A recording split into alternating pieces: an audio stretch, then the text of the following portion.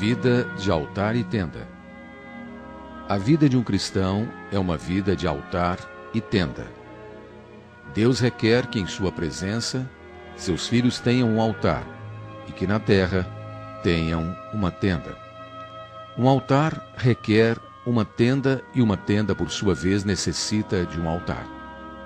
É impossível haver um altar sem uma tenda e, de semelhante modo, é impossível existir uma tenda sem um altar.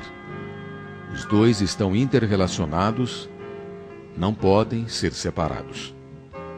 Gênesis capítulo 12, versículo 7 diz: Apareceu o Senhor a Abrão e lhe disse: Darei à tua descendência esta terra.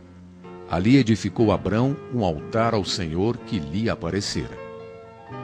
Vemos aqui que o altar se baseia na revelação divina. Onde não há revelação, não existe altar.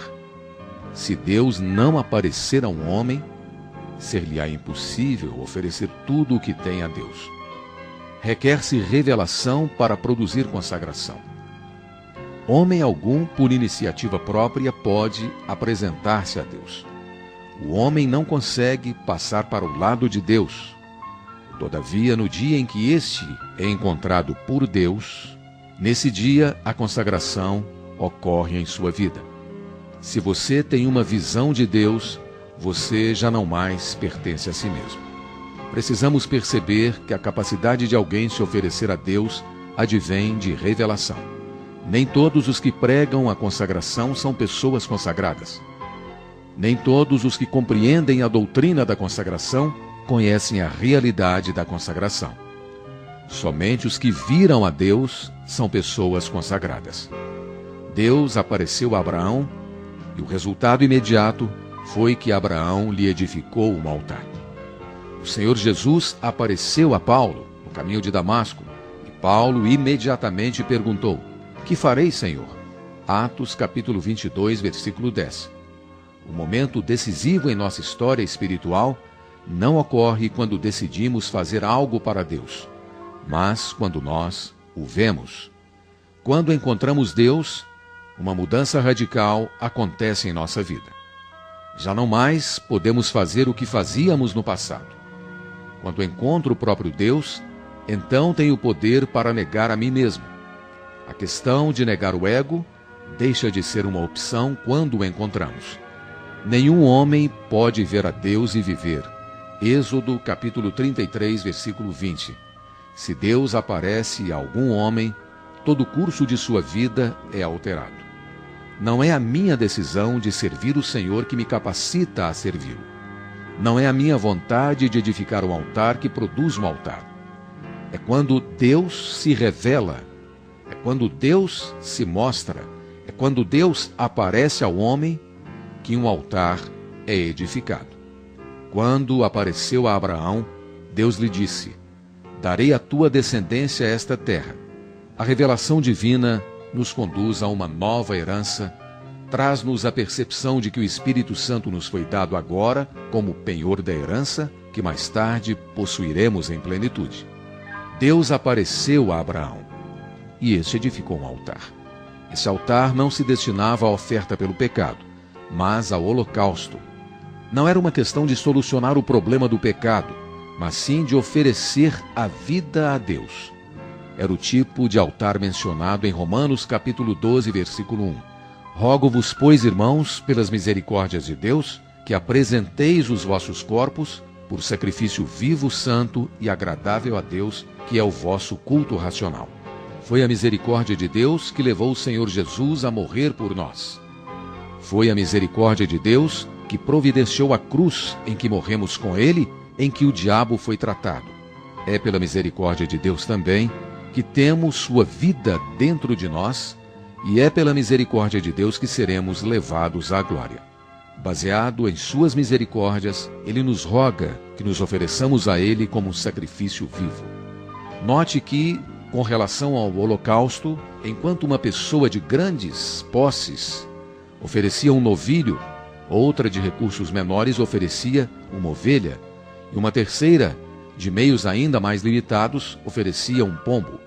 Levítico capítulo 1, versículos 3, 10 e 14. Todavia, qualquer que fosse a oferta, o ofertante deveria ofertá-la integralmente. Deus não pode aceitar menos do que uma consagração completa. Com que propósito o holocausto é posto no altar? Para ser totalmente queimado. Muitos de nós pensam que nos oferecemos a Deus para fazer isso ou aquilo para Ele, enquanto o que Ele quer de nós não é o nosso trabalho, mas Ele quer a nós mesmos.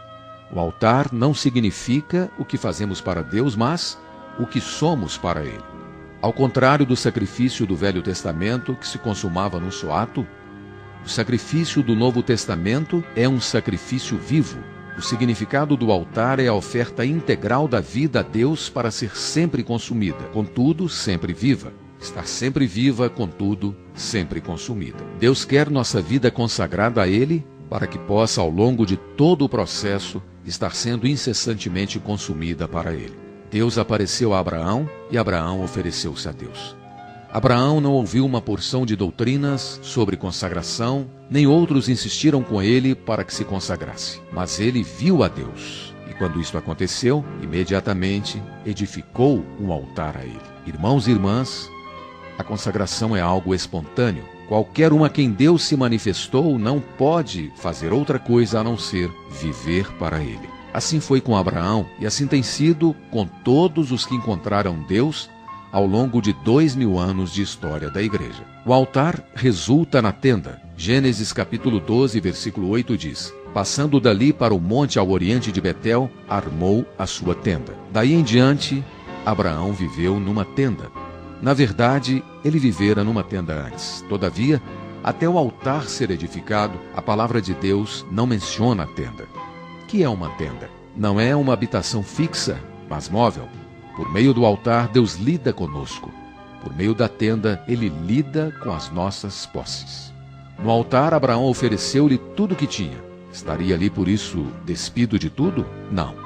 Ele ainda possuía gado, ovelhas e muitas outras coisas, mas tornou-se alguém que habitava em tendas. Em outras palavras, o que não foi consumido no altar vinculou-se à tenda. Quando colocamos tudo o que temos no altar, Deus pede muitas das nossas posses, mas o que Ele deixa para o nosso uso pertence à tenda. A vida de Abraão era uma vida de altar. Houve um dia em que até mesmo seu único filho foi oferecido sobre ele. Todavia, que Deus fez com Isaque? Devolveu a Abraão. O que você coloca no altar, Deus aceita. Ele não pode permitir que você viva para o seu próprio prazer. O altar requer tudo o que você tem. E ainda que Deus devolva determinadas coisas do altar, elas já não podem mais ser consideradas como suas, mas estão ligadas à tenda. Se me consagrar a Deus, quanta mobília poderei ter em minha casa e quantas vestes em meu guarda-roupa? Algumas pessoas ficam realmente perplexas diante de tais indagações. Todavia, precisamos lembrar-nos de que temos uma vida para viver diante de Deus e também uma vida para viver no mundo. Algumas pessoas ficam realmente perplexas diante de tais indagações. Todavia, precisamos lembrar-nos de que temos uma vida para viver diante de Deus e também uma vida para viver no mundo. Em nossa vida diante de Deus, tudo deve realmente estar no altar. Mas, para a nossa vida no mundo, ainda temos necessidade de muitas coisas materiais. Precisamos de roupas, de comida, de moradia. Devemos consagrar tudo o que temos a Deus e viver só para Ele. Mas se Ele diz que posso conservar determinada coisa, então a conservo. Contudo, precisamos aplicar o princípio da tenda a essas coisas, que Ele nos permita conservar, porque elas nos foram devolvidas para satisfazer nossas necessidades no mundo. Podemos usá-las, podemos possuí-las ou podemos deixá-las ir. Elas podem ser dadas e tiradas. Esse é o princípio da vida de tenda. Aprendamos esta lição. Não ousemos usar qualquer coisa que não tenha sido posta no altar, nem tomemos qualquer coisa de volta do altar. E o que Deus devolver deve ser mantido no princípio da tenda. Gênesis 12:18 diz ainda: passando dali para o monte ao oriente de Betel, armou a sua tenda, ficando Betel ao ocidente e Ai ao oriente. Ali edificou um altar ao Senhor e invocou o nome do Senhor. Este foi o segundo altar de Abraão.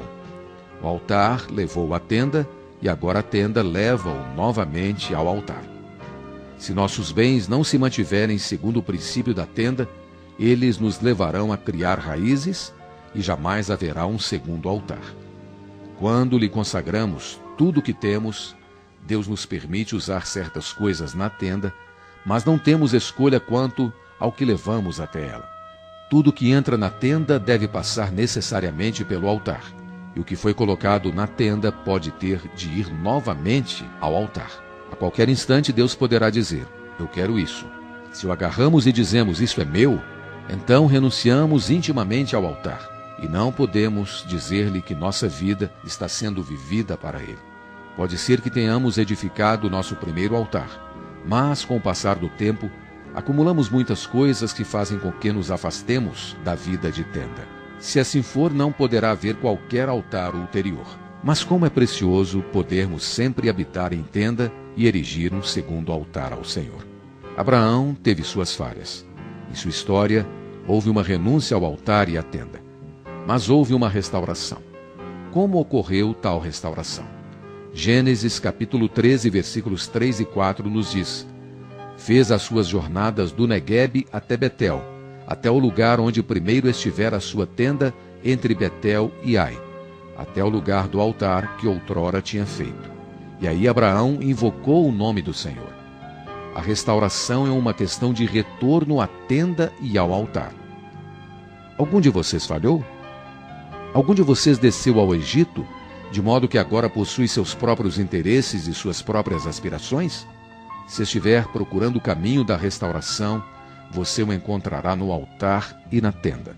A restauração de Abraão implicava em seu regresso ao lugar onde primeiro estivera a sua tenda, ao lugar do altar que outrora tinha feito. Mas o que aconteceu a Abraão após a restauração? Gênesis capítulo 13, versículo 18 registra: e Abraão, mudando as suas tendas, foi habitar nos carvalhais de Manre, que estão junto a Hebrom, e levantou ali um altar ao Senhor. Hebrom significa comunhão. Após sua restauração, Abraão entrou no lugar de comunhão contínua com Deus. Edificou um outro altar. Se estivermos em comunhão com Deus, jamais renunciaremos ao altar. Possa Ele ser grandioso para conosco, levando-nos a ver a importância da consagração, de modo a podermos viver uma vida de tenda e altar.